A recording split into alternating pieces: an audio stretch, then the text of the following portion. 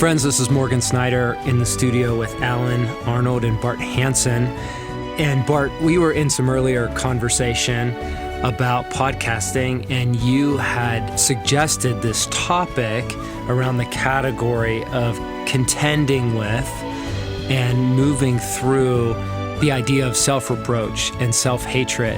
And it's one of those topics that we talk about very regularly. Right. It's kind of an everyday reality of something that we're contending with in our culture. But as I say it, we often don't see that as kind of normative of something that affects all people. Why did this topic present itself, and what was it behind it that you felt like you wanted to bring? Yeah, Morgan, great question. I think even in a broader context, when you take the whole topic of hatred, that's been a pretty current thing with us here at Ransomed Heart, just seeing that in a worldview, hatred going every which way. And I was struck by Proverbs 10:12. It said, hatred stirs up dissension, but love covers all wrongs. And when you talk about hatred, I was just thinking about that, and that's really hatred in every direction. And I think that applies to self-hatred, that it stirs up discord and strife within our soul when we hate ourselves. So as I thought about that, I kind of went to the Proverbs and I found that scripture, and I said, yes, that's very true, very descriptive. But I think what stirred me in this is I've gone way back into my life and just seen periods where I've had a lot of self-hatred around stories that I have shame. But I think currently it really has to do with, my wife Tana, as we've moved here to Colorado Springs. It was a difficult move for her. She's battled with depression, and that depression has taken her back deep into her story, where a lot of self-hatred had occurred in her life, and that has stirred up. And what it's done is it's just very corrosive. It's toxic to relationship with God, with our marriage, and with everything. So as I thought of this, that was kind of primary in my thinking, but it goes in a lot of directions. And when you say self-reproach and self-hatred, Bart, when you named that at first in our conversation before the podcast, I was thinking, boy, that must be something that Bart's struggling with, or that must be some isolated thing that a few people struggle with. But the more that we have talked about it and that I've thought about it since that early conversation internally, I'm realizing this is something we all have to contend against and be aware of. And so part of it today, I think, is just the power of naming, what do we mean when we say this? Because if we don't define it well, then people listening might go, that's interesting for people who may struggle with that. But it really is something on a heart level that we all have to be aware of, right? Yes. I mean, just yesterday, it occurred with me. I had a friend, I'll not mention his name, but he actually said, hey, you can share the story if you like, but he's a fellow pilot. And he called me, and right off, I heard distress in his voice. And he said, Bart, you're the second call I've made. First call was to my insurance company, but you're the second call. And he said, I just forgot to put my landing gear down when I landed my plane last night, and I bellied my plane in. And he says, I just feel so much shame. And what it did is it brought up, and I think you guys remember my story of my airplane crash. That was my fault. I went through the beta lock, and it would crash the airplane, and it took me back to that moment of just hating myself in that moment of, you blew it. And if I could just have that moment back, I sensed that in his voice, and it brought me right back to that place of self-reproach when I got out of that airplane. And luckily we were good, and the airplane was pretty much destroyed. And I'm just so down on myself, and I'm calling myself all kinds of names and just almost out of my mind with this self-hatred. So it's a very powerful thing. And just that story just brought that to the surface again. And so it was helpful because I was able to share with him, and I felt like I've kind of moved on from that. Yes. But it came back very quickly. Bart, I'm curious. I remember when that went down in your life and you brought that to our team we had to pray and process through it. It took me 3 days to make the call. Yes. As you might remember. And looking back, it was a watershed moment in your faith journey. I'm curious, considering your friend and this new incident and what it raised in you, going back in time as it relates to self-hatred, that plane crash revealed something. And my questions to you in that, for our conversation here with Alan, is what would you say the impact was of self-hatred? In other words, what would you say the fruit was in your life of living under it, though you didn't know it was operating until you had a moment? And then secondly, I'm curious what you'd say of, you said you moved on. I think that's a pretty simple phrase for some deep soul work. Right. What did you do to contend with the self-hatred and dismantle it and get freedom from it and restoration once it was exposed? Yeah, and this is a deep subject, and I think we can take this apart. But just to answer your question, Morgan, for self-forgiveness, and that can only come out of what the true gospel offers, which God loves us and he forgives us of everything.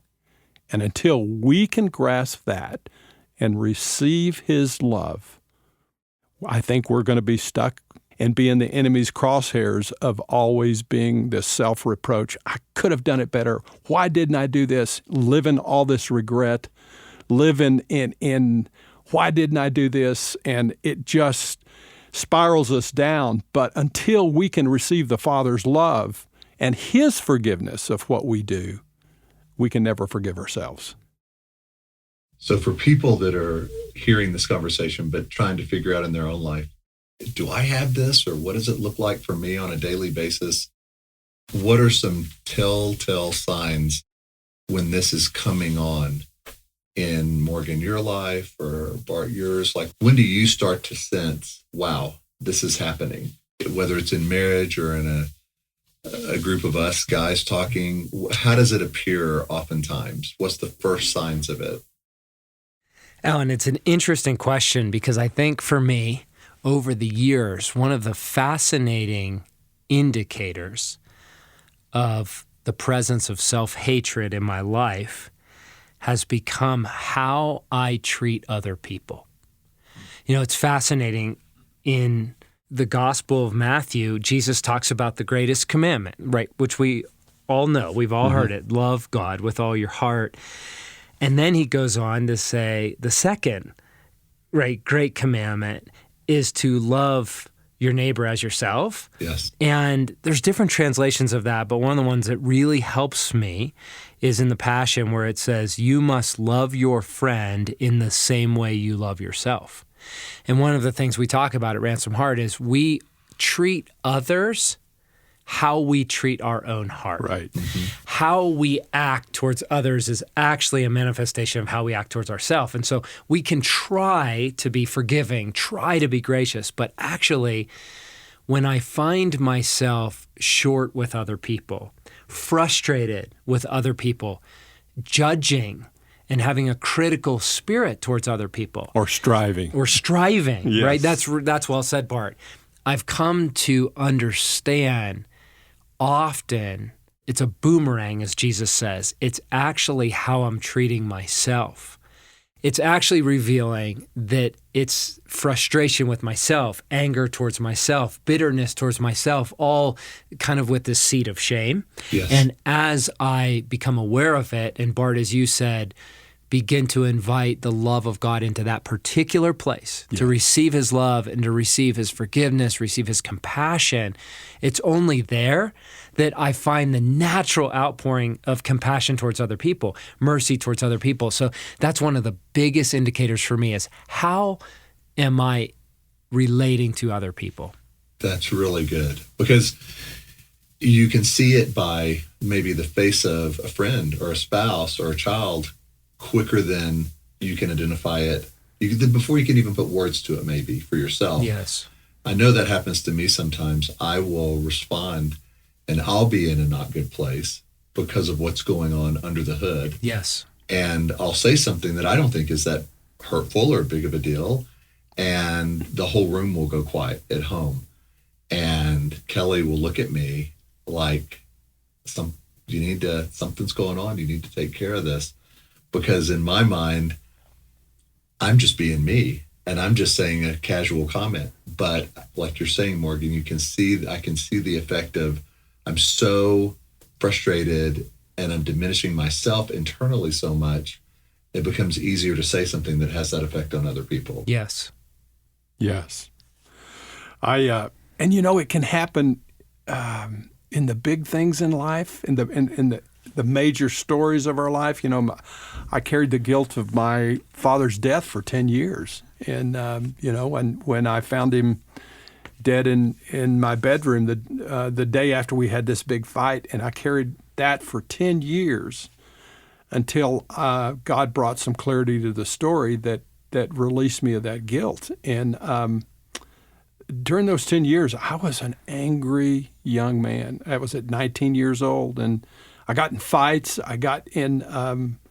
I just did a lot of things that I regretted, but a lot of it was I just didn't like myself because I felt I was unforgivable, that I was living in a place where of darkness, and I just couldn't receive God or anybody or anything. And then it's in the little things. I mean, even today, today, just like in the present time that we live in, I sometimes have so much self-reproach on my body, my appearance. I wake up in the morning, I say, why did I have that dessert last night when we went out to eat? I know I have self-restraint, and I'm trying to live within that self-restraint. And there's just those moments of self-reproach early in the morning. Go, why did I do that? Why did I do that? So it's just something that I move in and out of, and I don't think I've fully recovered from all of it. But I think God is teaching me story by story, incident by incident, to take it to Him and to release it there. But there's just all new episodes that keep coming at me. One of the things that surfaces in me as we talk about this, this question of what is the impact of self-hatred? What is the ultimate effect? And one of the core impacts that I notice is it has a way of actually like blocking the movement of God in our life, and therefore the movement of God through us. Bart, as you're sharing, a story comes to mind where this category really was coming to light for me. Years ago, we were at a boot camp. I was struggling with illness, and we pulled together with our team and the intercessors, and we were praying for me. And it's always vulnerable to ask for prayer. You don't want to be the man down. I think I remember this story, yeah. And so then as we're praying, we get in some listening prayer, and someone said, I think that there's an agreement in there, and I think you're making an agreement with some lie or vow. And I said, okay, I'm totally open to that. I don't know what it is, and I was trying to listen to God and trying to get to it. And someone on our team said, I think you're making an agreement with self-hatred. And I said, that's like a new phrase to me. Yes. I didn't really think about that. And I'm open to it, but then that person said, well, do you have any, what do you think about your body? So they kind of took the indirect approach. I said, I hate my body. Right. I'm disgusted by my body. When I look in the mirror, I can't stand my body. And then whoever was on the team said, well, I think that's a sign of an agreement with self-hatred. Yeah. I went, it was just a revelation. Yeah, and it was on that day that I didn't even fully understand it, but I chose to break an agreement with self-hatred and accept God's acceptance of my body. And what's fascinating is what happened is the beginning of physical healing could take place. Yes. And my agreement with self-hatred was actually blocking the movement of God. And it's one poignant story to describe a process that's actually matured over time of it's taken a lot of slow and steady work to break the agreement of self-hatred, particularly against my body. Right. And I'm amazed at how much more God can do when he's given back that space in my soul. And so I'm very humbled at how much that blocks the movement of God, and very hopeful that as we dismantle self-hatred, we will see fruits of God's work in our life in ways that perhaps we've never been able to receive before. Yes. Yeah. And so many times, I think the deceptive part of it is it comes in a way we would never term self-hatred. Like to your story. Yes. You wouldn't have identified self-hatred as something you were struggling with Right. or under. And I think back in my own life, when my parents divorced when I was younger, the most defining moment of my childhood from a memory standpoint was when my mom and dad called us into the family room. And she basically says, we're getting a divorce. Your dad hasn't done anything wrong. I'm just kind of ready to move on. And that wasn't the exact language, but that was the gist of the hour. And so I saw my father, in a sense, being dismissed. And something when I was, 10 or 11, an agreement got made that, boy, he is the disposable one. Because we stayed in the same house, he was just asked to leave and he moved into an apartment. And so that carried with me kind of underground. But in the last few years, I've dug into this belief that I'm the disposable one. Mm-hmm. Well, that doesn't maybe sound like self-hatred on the surface, but the effect of it would be, I was with a group at not a Ransomed Heart event, but an offsite event a few months ago. And I was talking to the guys, and there was a gathering that night, just a loose gathering of 30, 40 guys. And it was a time to catch up, no agenda, no presentation. And after about, 15 minutes of what would be a few hours, I left and went to my room. And the next morning, some of the guys pushed in and said, hey, where were you? And I said, well, I don't really think anybody missed me. Like, I don't think it was a big deal. And I just felt like my presence wasn't all that important. And they were saying, Ellen, actually, when you left, it kind of, the room went down a notch because your presence matters. And I had to push into, what is it in me that not only feels like I'm disposable, not needed, not important. I'm the last guy anybody would notice if he left, snuck out the back door. But if I went deeper, and when I did, it was kind of a self-hatred of my own presence. Like, everybody else has more of a reason to be in the room or to be part of this than me. And so I think I'll do everybody a favor and just check out, just vanish. And I realized that actually is a form of self-hatred. It was just in a way that I hadn't named it before. And the effect of it was, I wasn't not only bringing a strength to the group, I wasn't even bringing any, I was not even present. Yeah. And it caused me in an inverse way to think, gosh, people really don't care anyway. So the self-hatred, it started to play out in how I viewed the other people in the room and myself.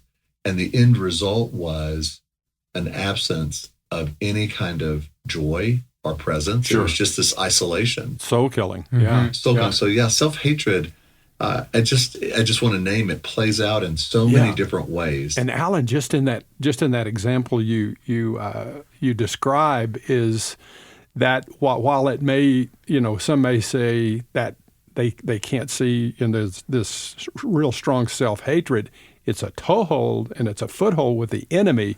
And had you not undone that, then it's set up for the next disappointment in your life of when you do something wrong and the enemy comes back and says, see, there you go. You're not worthy. You're not, whatever it is, your presence isn't noticed, whatever that is.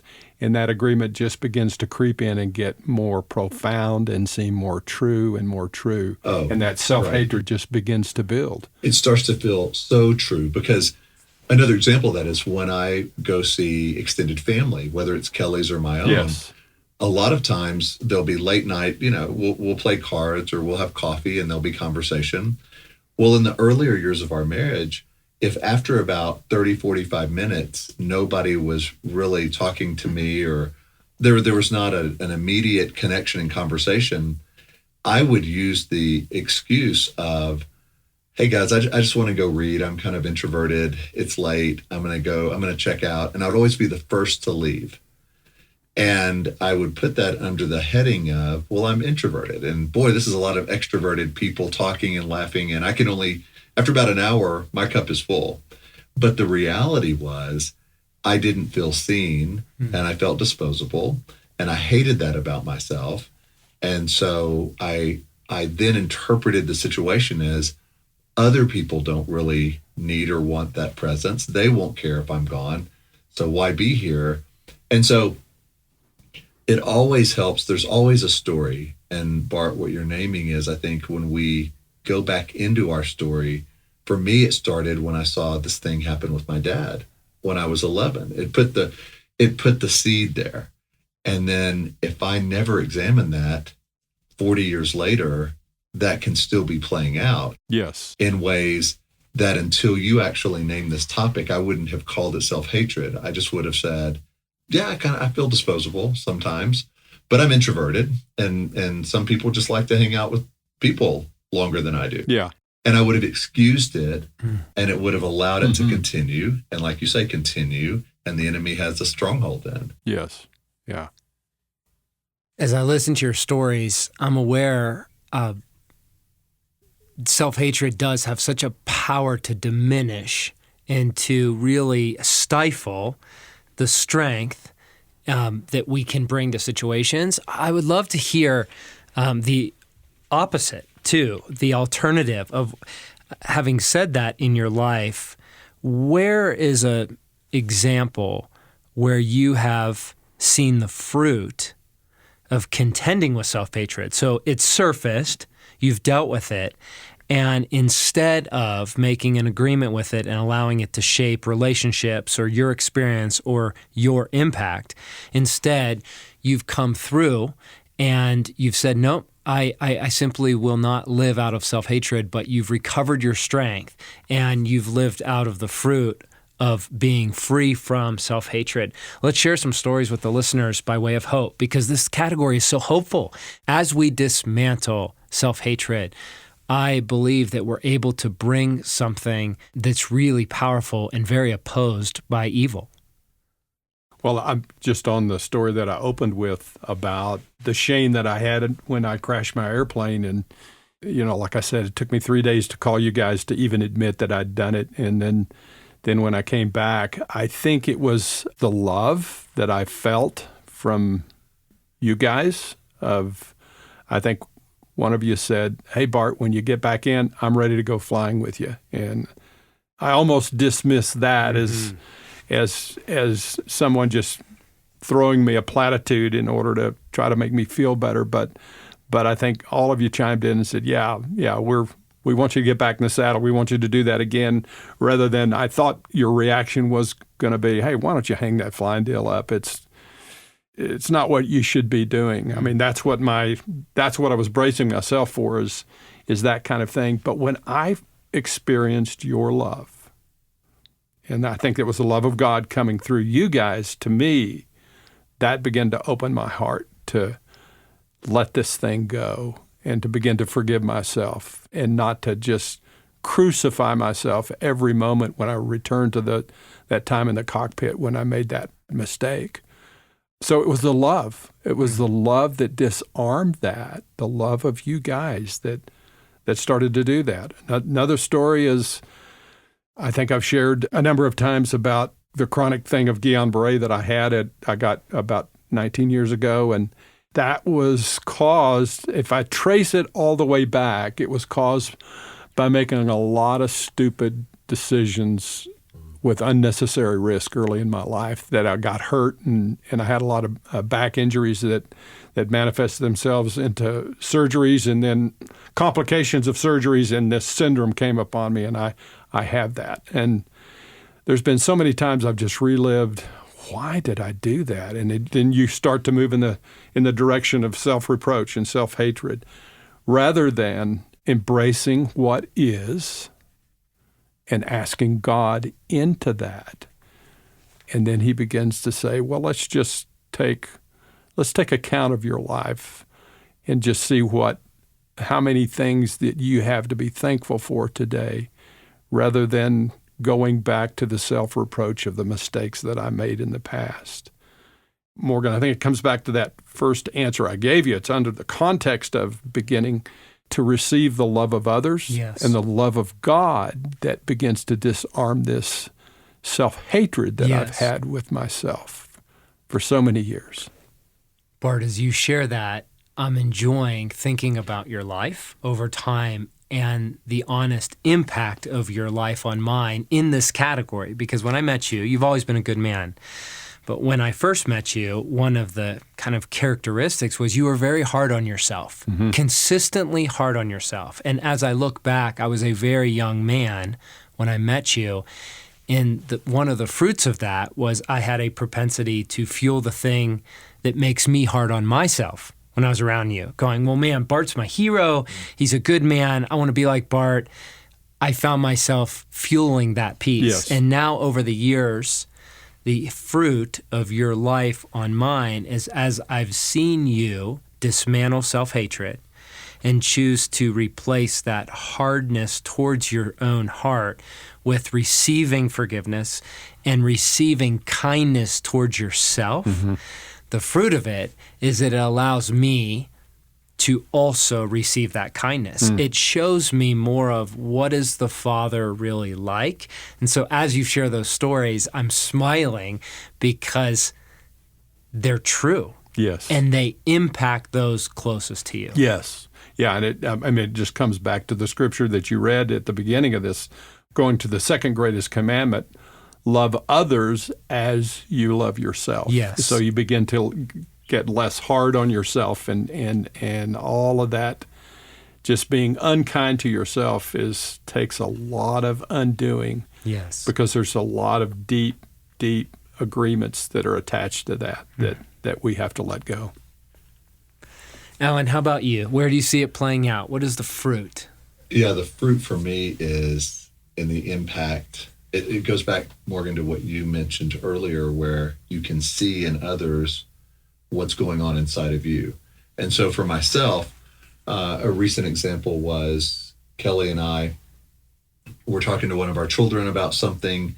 It was an issue that was not a huge issue, but it was becoming volatile in the moment in terms of acceleration in the conversation, frustration, felt like misunderstanding. And normally in those kind of situations, I would find myself wanting to gain control, wrap it up, and fix it quickly. And part of that, I think, is because, self-hatred, I really believe, is rooted in fear of some kind. Fear that we're not enough, fear of that we lose control, fear that we'll be exposed, whatever it may be. There's a fear base to self-hatred. And so I was able to walk into this situation after it had been going on for about 15 minutes. And instead of raising the chaos or the level of the conversation, to actually be the calming agent and see my presence as not only making a difference, not only that I'm not the disposable one, but I'm actually the one who's going to bring calm. And so in that conversation, I was able to say, hey, let's just pause a second. And I asked that particular child, what's going on a heart level? Because I see like you're starting to tear up a little bit when we talk about this. What's going on besides the immediate? And slowly it diffused the immediate frustration and tension into a real deep conversation about their identity and how they felt when certain things happened at school. And an hour later, there was laughter and there was calm. And that child hugged us and walked upstairs. And Kelly was like, wow, that was amazing how your presence brought in this calm and untangled things, just not with a whole lot of words, but with your presence and with your full attention to the heart. And I realized when I have this self-hatred going on, that I'm not enough, that my purpose is just to quickly get a solution, I'm not at my best, and I see it with those I love most. And when I can walk into it with a truer sense of who I am, because again, like what is the fear driving the self-hatred? For me, it usually is you're not enough and things are going to spiral out of control if you don't get a handle on it quickly. And what that leads to for me is this internal, I hate that about myself. And when I exist from that place, it does start to feel true, because I do try to rush to a solution real quick, even if it's bull in a china shop. Yes. But hey, it's resolved, and there may not be any laughter around the house, but things are ordered and it's quiet and the outcome happened.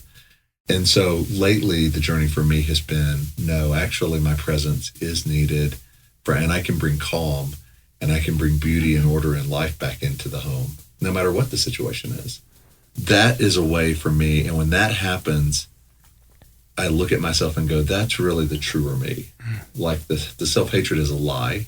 Whatever is being said is a lie. Yeah, that's been my journey into how do I see myself as God sees me and move against the lies of the enemy, which is always, I believe, the root of self-hatred is that fear that the enemy whispers into your ear. Mm-hmm. So Morgan, play that question back to you that you just asked Alan, and how does that play out in your life in this category? Yeah, I love hearing your stories. I think I relate to them very particularly, but I think another category that I see it playing out is as I become aware of self-hatred operating and invite God to dismantle it, it not only makes more room for the movement of God, but it allows me to recover kind of the revelation of his heart for me. Yes. That becomes a sort of fuel to contend with really tough circumstances. An example, so in my parenting, we went through some hard times and some situations that didn't go so well. And I found myself praying in my daily prayer time, praying for my kids. And I could tell just the energy of my body I was praying out of frustration. I was praying out of concern rather than out of confidence. And Alan, as you said, if I really drill deep, that concern and that frustration was anger turned inward. It was fear of I'm failing as a parent. Yeah. It was shame of I'm not enough, right? And this was my prayer life. But as I prayed, I sunk in, and one of the pieces of our daily prayer is I accept your acceptance of me. And so part of my daily prayer is to just sit in that place of God accepts me as I am. That's good. And I must accept myself. The invitation is accept myself as God accepts me. Mm-hmm. And so in my prayer, I could feel this settling in of I trust you, Father. I know who you are. I orient towards you. And then I asked him, like, what does he want to say? And I open up, hit my voice to his voice, my heart to his heart. And he said, I want you to celebrate. And you have to understand the energy that I'm feeling is failure. The energy I'm feeling is I'm lacking. The word celebration. And so here I was sitting, and so then I got curious. And anytime I find my posture in prayer one of curiosity rather than being directive, I know I'm on to some new frontier with God where he's excited, he's taking me into something new that's unfamiliar to me, but very essential for what's coming.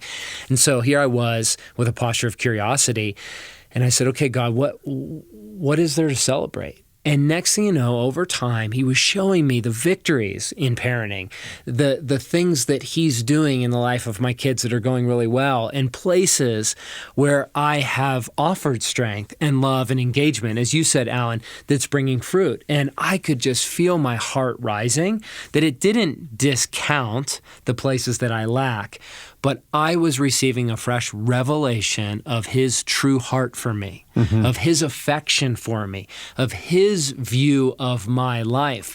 And as that prayer time closed, no circumstances changed, but I could feel a rising strength, a hopefulness, and I was ready to engage my world with confidence rather than with diminishment or Right. fear or accusation turned inward.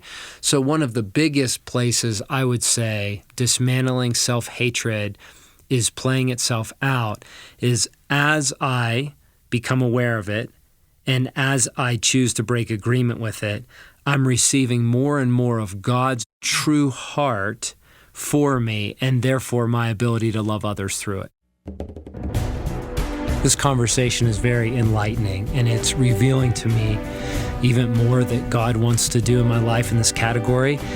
Feels like we'll need 2 podcasts to really cover what's on our hearts. So, friends, we're going to come to a close for this episode of the Ransom Heart podcast, and we hope that you can join us next week for part 2 of this series with Bart and Alan and myself. Thanks for joining us.